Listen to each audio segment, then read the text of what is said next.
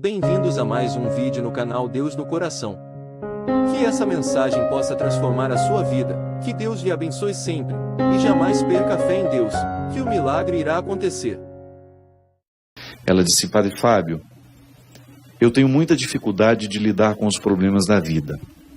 Muitas vezes eu os encaro como prejuízo e fico muito distante dessa perspectiva que vocês sempre apontam, que ele pode ser favorável ao meu crescimento. Sempre que sou emparedada pelo sofrimento, não me vem outra coisa senão a ideia de estar vivendo um prejuízo. Muitas pessoas certamente vivem o mesmo conflito com você. Eu, particularmente, também tenho isso. Em muitos momentos da minha vida, eu olho para aquilo que eu estou precisando enfrentar e não consigo ver uma perspectiva positiva daquilo que como você bem diz, do emparedamento que às vezes o sofrimento faz com a gente. Nem sempre a gente tem a sabedoria de perceber que aquele momento é favorável.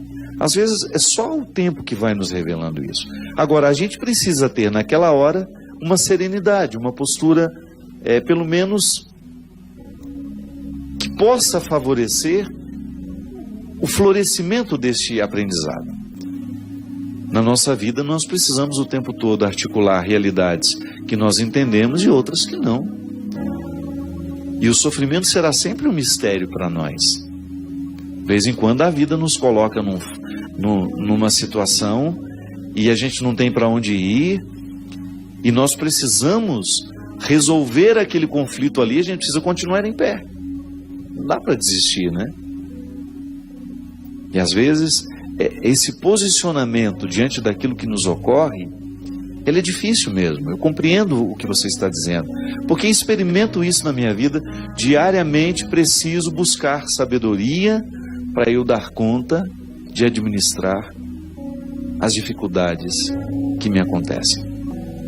E agora, José, já ouviu esse poema? É um momento justamente em que esse personagem, criado por Drummond de Andrade, que na verdade é um pouco de cada um de nós, é colocado diante de uma situação que ele precisa administrar. Está aqui no livro. Ó. Existem algumas formas de sofrimento que parecem nos colocar diante de um beco sem saída. Essa dificuldade que às vezes a gente tem de perceber o que aquele sofrimento pode fazer comigo. Para onde eu posso ir depois dessa dor? Não há para onde fugir. É como se estivéssemos diante da própria vida nos perguntar: e agora? Quem não passou, né, por um momento assim? Em que você só tem essa pergunta: e agora? O que eu faço com tudo isso? De vez em quando, o sofrimento faz isso com a gente. Você fica como que paralisado diante dos fatos. Digamos que você está passando pela perda de alguém. Aquela morte, no primeiro momento, nos paralisa. E a vida faz essa pergunta: e agora? Como é que você vai continuar sem ele? Como é que você vai administrar a vida sem ele? Pois é, aqui no poema e na nossa vida, o agora já está aqui. E é preciso reagir. Não há para onde fugir. Já experimentei isso na carne. E creio que você também já tenha experimentado. Por vezes a dor nos coloca em caminhos estreitos. Ela nos tira as ilusões, porque é crua como a carne que nos prende aos ossos. Por isso pode nos fazer crescer quando administrado do jeito certo. Nas histórias das mães que perderam filhos, diante de agoras semelhantes, as reações podem ser muito diferentes. Minha mãe também sofreu o golpe. Viveu o inferno de ter que sepultar uma filha, alterando assim a ordem natural da vida, cuja regra deveria ser os pais jamais sepultarem os filhos. E diante de um fato tão cruel, a pergunta da vida foi feita à minha mãe. A pergunta da vida foi feita a muitas mulheres e a muitas pessoas que perderam seus entes queridos. Que às vezes é assim, minha gente. Na hora do sofrimento nós queremos fugir dele. Mas se a gente observa um movimento com sabedoria, não há outro lugar senão estar nele mesmo. É a melhor maneira de curá-lo. É a melhor maneira que você tem de enfrentar o sofrimento é percebendo-o em toda a sua totalidade. Talvez seja por isso que você não esteja conseguindo compreendê-lo como uma oportunidade de crescimento e você só o interpreta como um prejuízo, porque você não entrou no coração dele. Você só esbarrou nas aparências do sofrimento. E quando a gente fica só nas aparências do sofrimento, ele soará sempre como um prejuízo para nós. Só quem entra no coração dele é que vai descobrir a lição que ele pode nos dar. Volto a dizer, somos superficiais demais. Somos superficiais nas nossas alegrias, somos superficiais nos nossos sofrimentos. As estradas que eram tantas foram reduzidas. Isso acontece no sofrimento. Parece que você não vê outras estradas, só vê aquela. O sofrimento retira tudo aquilo que parecia ser amplo antes dele chegar. É preciso escolher o que faremos. Não temos mais tudo o que tínhamos. A vida estabeleceu um novo quadro. E agora? Diante do sofrimento não temos o direito de dormir. É preciso velar, buscar o caminho fácil das fugas. E sim, o mais exigente, o mais tenebroso, o mais cruel, o que nos leva a nós mesmos. Recordo-me que depois de ter recebido a notícia da minha irmã, a minha mãe não quis tomar nenhum medicamento que a deixasse mais calma. Ela me dizia, olhando nos meus olhos, a gente tem que viver tudo, não tem, meu filho? Não podemos fugir de nada, não é mesmo? Deus está comigo, Ele vai me dar força. E assim aconteceu. Em nenhum momento ouvi uma blasfêmia saindo da boca daquela mulher.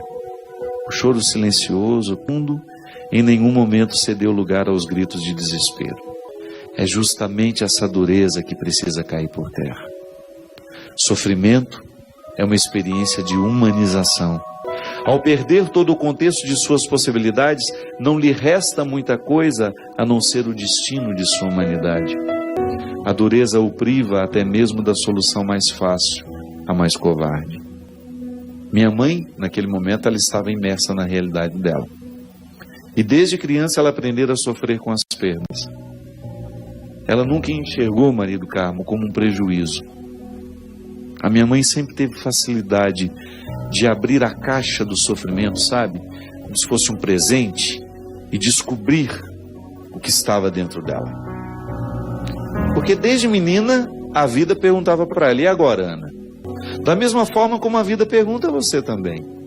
Eu sei que você também já passou por situações de ser como José do poema do Drummond de Andrade. E agora? O que você faz com tudo que você tem diante de você? O que você faz com a mãe morta, com o pai morto, com o irmão morto, com o amigo que traiu, com o casamento que acabou, com o desemprego que chegou? O que você faz com a tristeza que lhe ocorre? A vida lhe pergunta, e agora? Como é que você vai encaminhar a sua vida depois dos acontecimentos trágicos? Vai querer uma solução? Vai querer descobrir o que isso pode lhe dizer, o que isso pode lhe ensinar? Ou você vai permitir que a amargura venha derramar o seu manto sobre você? Porque é assim, quando nós não temos a coragem de abrir a caixa do sofrimento e aprender com tudo aquilo que está ali dentro, ele pode se tornar amargura em nós. Aí a amargura paralisa, não deixa ir adiante. Não deixa a gente crescer. É por isso que é tão interessante, é tão nobre da nossa parte, olhar nos olhos de todas as realidades, contemplá-las, da mesma maneira, com a mesma profundidade com que Nossa Senhora fazia, e procurar aprender com elas.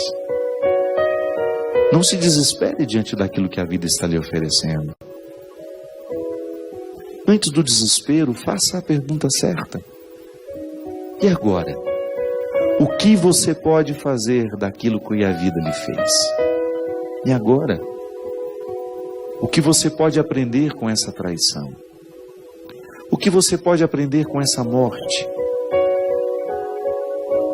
Ah, padre, é tão difícil, eu sei.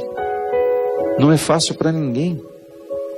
Mas você pode ter certeza que todas as pessoas, as mais interessantes que eu encontrei na minha vida, elas souberam lidar bem com a pergunta da vida. E agora? Elas não se entregaram. Elas não permitiram que o rancor, que a amargura viesse depositar o seu manto sobre elas. Elas quiseram aprender. Às vezes a gente só precisa fazer esse movimento. Ter coragem de escutar o que o sofrimento está tentando nos dizer. Antes do desespero, antes de achar que não tem solução, ouse perguntar ao seu sofrimento o que ele pode lhe trazer de bom. Eu espero, desejo, no fundo do meu coração, que Deus lhe ajude a conviver com Ele. Que Deus lhe ajude a conviver com a sua dor, com o seu desconforto. E que a partir desse desconforto, você se torne uma pessoa melhor. Porque sim, o sofrimento tem o poder de nos educar, de nos fortalecer, de nos tornar maiores. Derrame sobre você, sobre o seu sofrimento, sobre a sua dor, a bênção e a proteção do céu, do Deus Todo-Poderoso, Pai, Filho e Espírito Santo.